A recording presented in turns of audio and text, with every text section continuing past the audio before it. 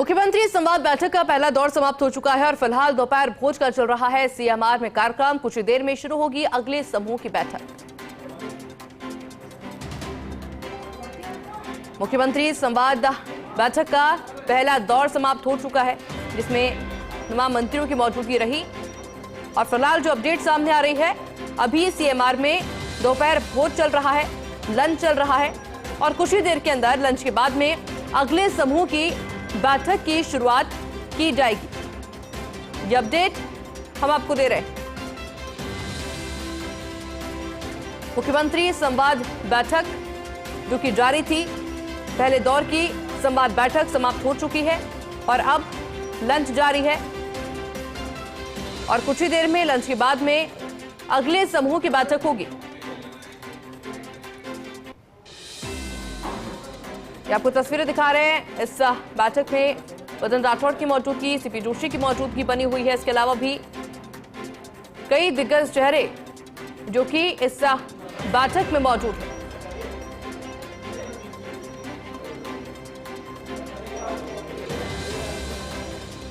मुख्यमंत्री संवाद बैठक का पहला दौर समाप्त और ये जो तस्वीरें हैं, ये उस वक्त की हम आपको दिखा रहे हैं जब पहले दौर का संवाद जारी था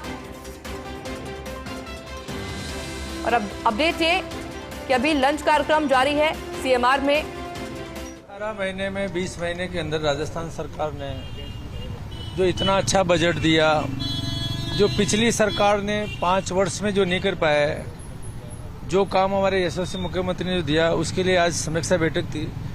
जो आने वाले जो हमारे पंचायत राज और नगर पालिका चुनाव का इसका बेनिफिट कैसे मिले, जो कामों के बीच में जाके हमारे जितने भी विधायक है, जितने हारे हुए प्रत्याशी है, सांसद, सब मिलके, हमारे जिलाध्यक्ष सब मिलके, क्या कारण है कि ये सब होने के बाद में, इतना अच्छा काम करने के बाद के अंदर एक वातावरण किस तरह से बनाए, कांग्रेस किस तरह से झूठ बोल रही है, उसकी झूठ को किस तरह से जनता में जाके हम बताएं। इसलिए आज ये हमारी एक जनरल मीटिंग थी और ये मीटिंग हमारे यशस्वी मुख्यमंत्री भजन लाल जी, हमारे वरिष्ठ नेतागण हमेशा बैठ के हम ये बातें करेंगे। हर महीने का हमने निर्धारण, क्योंकि हमारी सरकार ने, डबल इंजन सरकार ने बहुत अच्छा काम किया है।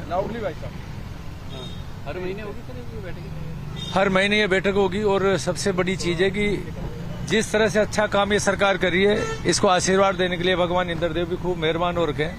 आज पूरे राजस्थान में, केवल दक्षिणी भारत राजस्थान में नहीं, पूरे पश्चिमी राजस्थान हो, चाहे हमारा पूरी राजस्थान हो, जहाँ जहाँ भी बहुत अच्छी बारिश हुई है, बहुत खुशी की बात। लेकिन बालाजी महाराज करवा रहे हैं, सब ईश्वर की कृपा से होता है, बालाजी हमारी कृपा से होता है। जब भगवान का आशीर्वाद नहीं होता तो कुछ भी नहीं होता। बाकी आशीर्वाद उन्हीं को मिलता है जो अच्छा काम करते हैं। लेकिन सर, कांग्रेस वाले ये कह रहे हैं कि अगर फीडबैक ही लेना था तो कांग्रेस के सांसद और विधायकों को भी बुला लेते तो बेहतर फीडबैक मिल जाता। देखो, वो उनकी मानसिकता जिस तरह से पूरे देश के अंदर अराजकता फैलाने की है।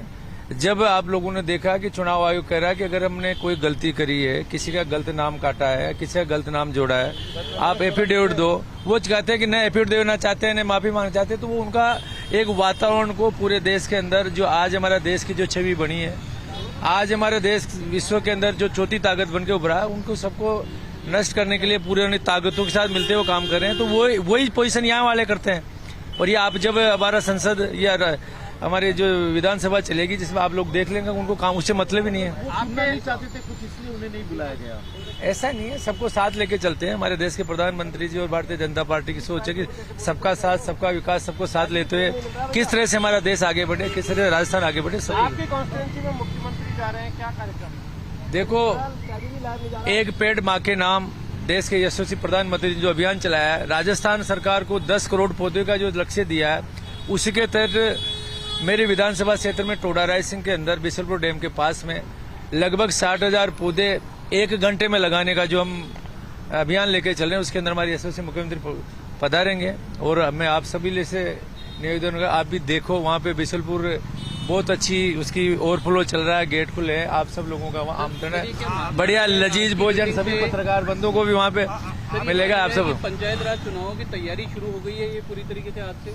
देखो, पंचायत राज चुनाव और ये चुनाव भारतीय जनता पार्टी सेकेंडरी चीज है। सबसे पहले जनता की जो रात का जो काम करे, जनता के बीच में जाए, उनको बताए। और भी जो आने वाले समय में जो अभियान जनता के बीच में राज्य सरकार चालू करेगी, उनकी भी समीक्षा थी। साथ साथ जो कार्यकर्ताओं को चुनाव होता है, पंचायत राज हो, नगर पालिका, उनके भी तो काम करने के लिए आज ये समीक्षा बैठे थे। 100% हम सारे चुनाव जीतेंगे। बहुत अच्छा माहौल है। जो कोई लोगों को गलत लोग ये मिसगाइड करे कांग्रेस वाले, उनको जनता को भी जीत के हम समझाएंगे। भारी बारिश से फसलें तबाह हुई हैं, आप लोगों ने बताया कि मुआवजा देना पड़ेगा, जानमाल का नुकसान हुआ, सरकार किस तरह से हमदर्द बनेगी उन लोगों का? राजस्थान सरकार ने जहां जब भी भारतीय जनता पार्टी की सरकार जब भी कोई नुकसान हुआ उसके लिए जो भी स्टेट के जो डिजास्टर मैनेजमेंट है सेंटर के उनके नियमों के तहत हमारे जो अकाल राहत आपदा मंत्री पिछले 3 दिन से बाढ़ग्रस्त क्षेत्रों में घूम रहे हैं और उनके कलेक्टर्स को सबको डायरेक्शन दे दिया कि जो भी नुकसान हो उसकी तुरंत रिपोर्ट भेजे, वो भी देंगे। फसल का नुकसान को वो भी देंगे। कहीं हमारा मवेशी वगैरह या किसी का कोई नुकसान है सबका हम कंपलसरी देंगे। मंत्री इस बार राजस्थान में बारिश बांधों की स्थिति क्या है, क्योंकि बांध की मेहरबान बहुत ज्यादा है। देखो, बांधों की स्थिति के अंदर तो आज करीब सारे बांध भरे हैं। कोई हो सकता है कि 2-5% कोई पश्चिमी राजस्थान के कोई बांध हो वो रह जाए, बाकी सारे बांध भर चुके हैं। ये बहुत खुशी की बात है। सब बांध सेफ है और जिनके अंदर हमें लगता है कि इनके अंदर आगे कोई रिपेयरिंग करना पड़ेगा उनके लिए राज्य सरकार बजट देगी। Thank you. और पीएचडी मंत्री कन्हैयालाल चौधरी को आप सुन रहे थे। इस बैठक के बाद में उनका रिएक्शन सामने आया कि क्या कुछ चर्चा इस बैठक में रही। मुख्यमंत्री संवाद बैठक का पहला दौर जो कि अब समाप्त हो चुका है, उसमें एक फीडबैक लिया गया और आगे क्या नवाचार किए जा सकते हैं, क्या सजेशंस है बाकी लोगों के, वो भी मुख्यमंत्री भजनलाल शर्मा के द्वारा लिया गया। पीएचडी मंत्री कन्हैयालाल चौधरी के द्वारा इस पहले दौर की बैठक को लेकर जानकारी दी गई है कि क्या खास इस बैठक में रहा है और आने वाले समय में भी इस तरह की बैठक समय समय पर होती रहेगी। ये जानकारी भी उनके द्वारा दी गई है।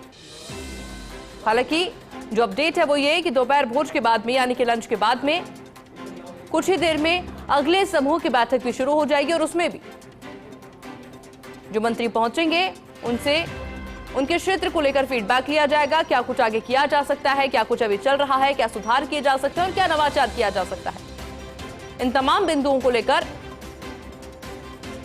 अगले समूह की बैठक में चर्चा होगी।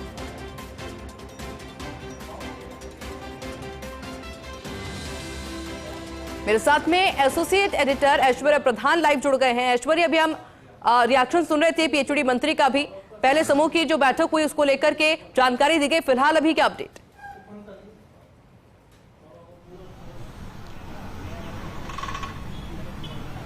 देखिए, पहले समूह की बैठक खत्म हो गई है। पहले और दूसरे समूह के साथ लंच चल रहा है।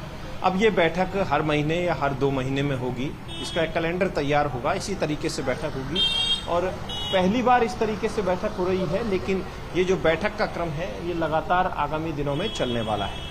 फिलहाल इस बैठक का उद्देश्य यही था कि सभी के साथ संवाद मुख्यमंत्री करें, संगठन के लोगों के साथ करें और जो कोर टीम के लोग हैं उनकी साथ में उपस्थिति रहे। कोर टीम में पूर्व प्रदेश अध्यक्ष भी यहाँ पर मौजूद रहे। जो लीडर कोई विशेष व्यक्तिगत कारणों से या फिर संगठन के कारणों से व्यस्तता के चलते नहीं आए वो जरूर अनुपस्थित रहे, वरना कमोबेश सभी लीडरों की यहाँ उपस्थिति रही।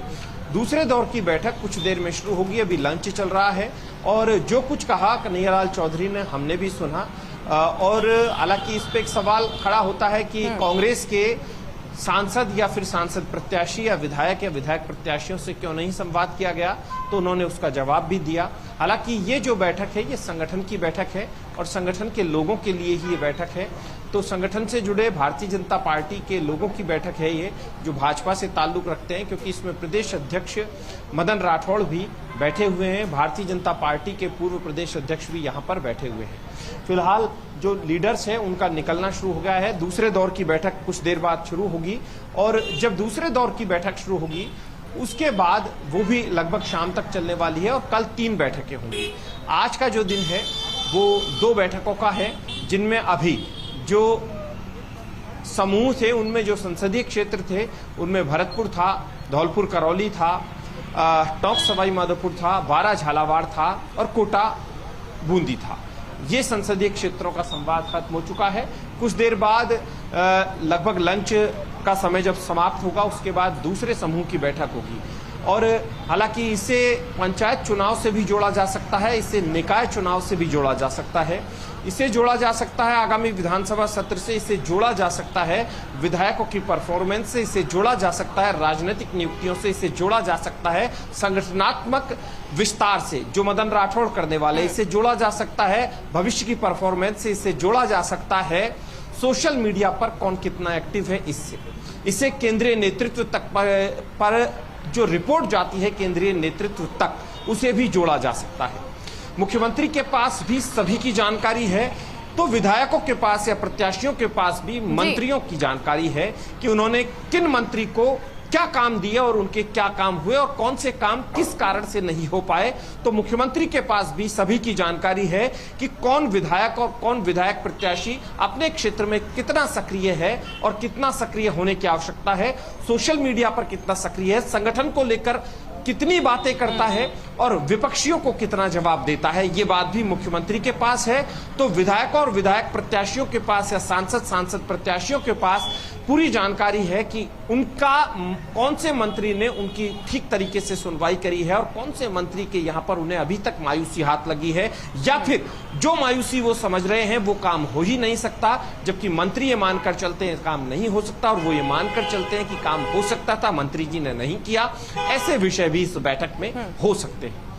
लेकिन इस बैठक के जरिए भारतीय जनता पार्टी या कहें मुख्यमंत्री भजनलाल शर्मा या कहें मदन राठौड़ ये एक संदेश देना चाहते हैं कि उनकी पार्टी एकजुट है, उनकी पार्टी के लोग एकजुट हैं, उनकी पार्टी अब निकाय और पंचायत चुनावों में जुड़ चुकी है। इस तरीके का संदेश भी यहां पर देना चाहेंगे और मैसेज दूर तक निकालना चाहेंगे। अब कांग्रेस विधानसभा सत्र में किस तरीके से जो मुद्दे हैं उनके आधार पर सत्ता पक्ष को घेरती है, ये देखने वाली बात होगी, क्योंकि मुद्दों के आधार पर घेरना और बिना मुद्दों के आधार पर या कुतर्क के आधार पर घेरना दोनों में अंतर है। तो मुझे लगता है कांग्रेस ने भी अपनी पूरी तैयारी कर रखी है और कांग्रेस भी तुलनात्मक रूप से सभी चीजें सामने रखने की कोशिश करेगी कि उनकी सरकार और अब भारतीय जनता पार्टी सरकार, तो उस दौर में और इस दौर में क्या फर्क आ गया है और क्या कुछ सुधार की आवश्यकता है, तो ये चीज भी देखनी पड़ेगी। तो इसे विधानसभा सत्र से पूर्व की बैठक के साथ भी जोड़ा जा सकता है। बिल्कुल ऐश्वर्या, इंतजार होगा कि दूसरे समूह की बैठक शुरू हो। आपसे आगे भी अपडेट लेंगे। फिलहाल के लिए बहुत बहुत शुक्रिया आपका साथ जुड़ने के लिए।